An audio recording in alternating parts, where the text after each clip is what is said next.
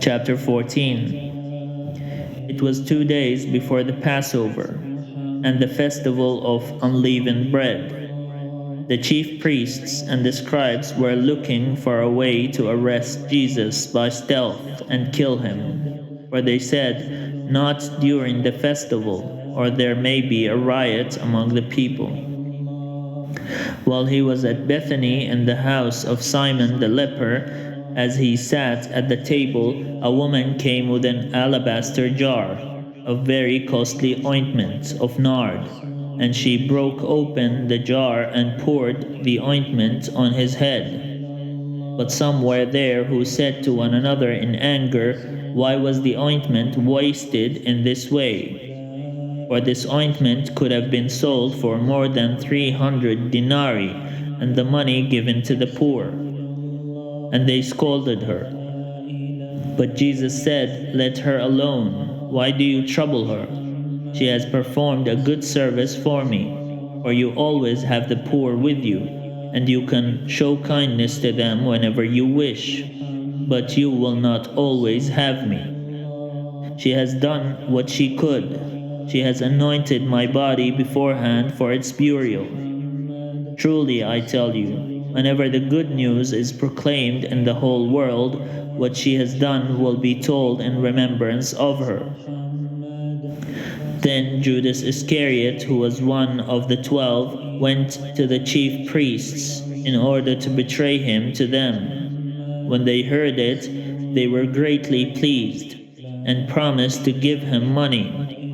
So he began to look for an opportunity to betray him. On the first day of unleavened bread, when the Passover lamb is sacrificed, his disciples said to him, "Where do you want us to go and make the preparation for you to eat the Passover?" So he sent 2 of his disciples, saying to them, "Go into the city, and a man carrying a jar of water will meet you. Follow him. And wherever he enters, say to the owner of the house, 'The teacher asks, where is my guest room, where I may eat the Passover with my disciples?' He will show you a large room upstairs, furnished and ready. Make preparations for us there." So the disciples set out and went to the city, and found everything as he had told them, and they prepared the Passover meal. When it was evening, he came with the 12, and when they had taken their places and were eating, Jesus said, "Truly I tell you, one of you will betray me, one who is eating with me." They began to be distressed, and to say to him, one after another, "Surely not I." He said to them, "It is one of the 12, one who is dipping bread into the bowl with me. For the Son of Man goes as it is written of him. But woe to that one by whom the Son of Man is betrayed. It would have been better for that one not to have been born." While they were eating, he took a loaf of bread, and after blessing it, he broke it, gave it to them, and said, "Take, this is my body." Then he took a cup, and after giving thanks, he gave it to them, and all of them drank from it. He said to them, "This is my blood of the covenant, which is poured out for many. Truly, I tell you, I will never again drink of the fruit of the vine until that day when I drink it new in the kingdom of God."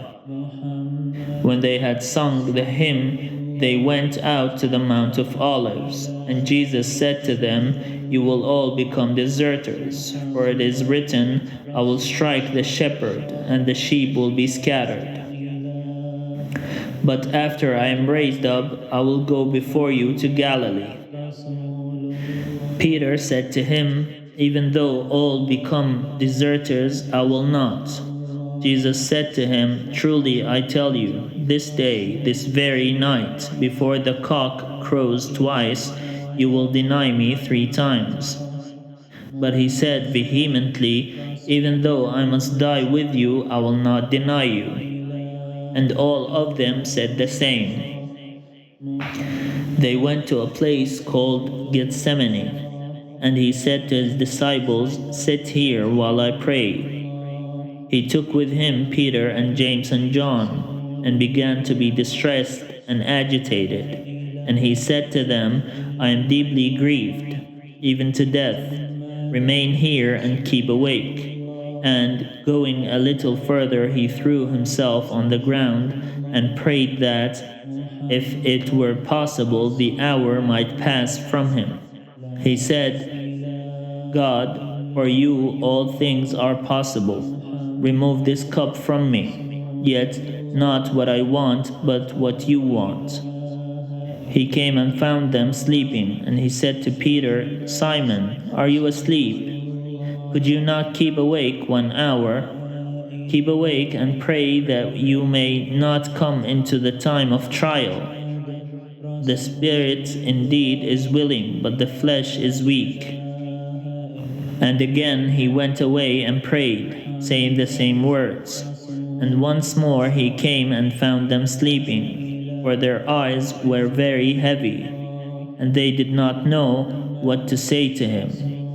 He came a third time and said to them, "Are you still sleeping and taking your rest? Enough! The hour has come. The Son of Man is betrayed into the hands of sinners. Get up, let us be going. See, my betrayer is at hand." Immediately, while he was still speaking, Judas, one of the 12, arrived, and with him there was a crowd with swords and clubs from the chief priests, the scribes, and the elders. Now the betrayer had given them a sign, saying, "The one I will kiss is the man. Arrest him and lead him away under guard." So when he came, he went up to him at once and said, "Rabbi," and kissed him. Then they laid hands on him and arrested him. But one of those who stood near drew his sword and struck the slave of the high priest, cutting off his ear. Then Jesus said to them, "Have you come out with swords and clubs to arrest me as though I were a bandit? Day after day I was with you in the temple, teaching, and you did not arrest me. But let the scriptures be fulfilled." All of them deserted him and fled. A certain young man was following him, wearing nothing but a linen cloth. They caught hold of him, but he left the linen cloth and ran off naked. They took Jesus to the high priest, and all the chief priests, the elders, and the scribes were assembled.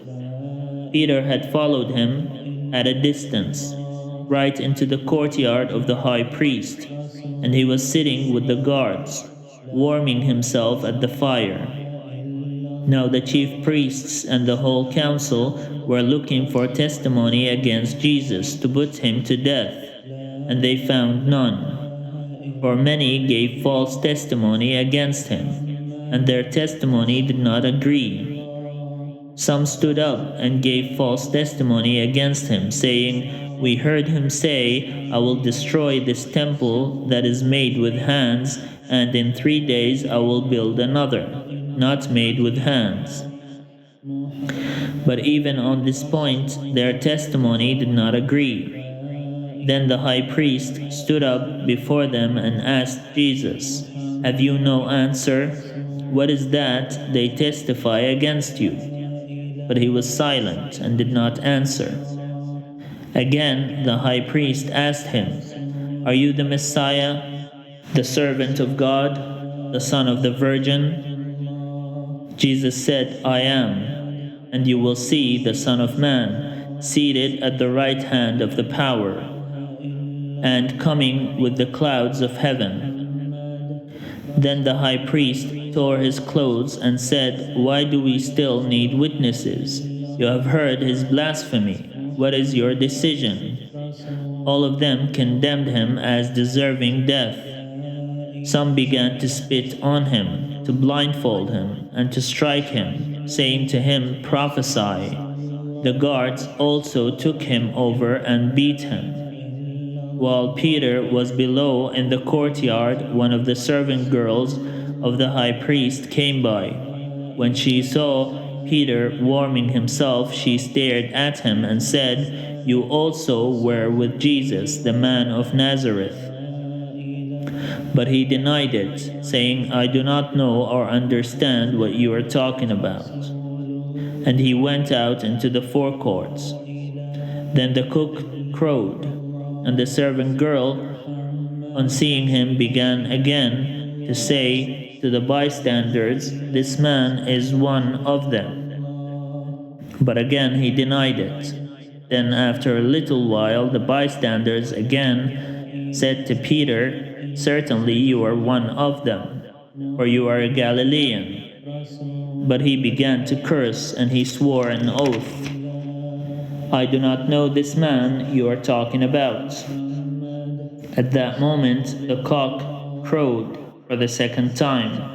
Then Peter remembered that Jesus had said to him, "Before the cock crows twice, you will deny me 3 times."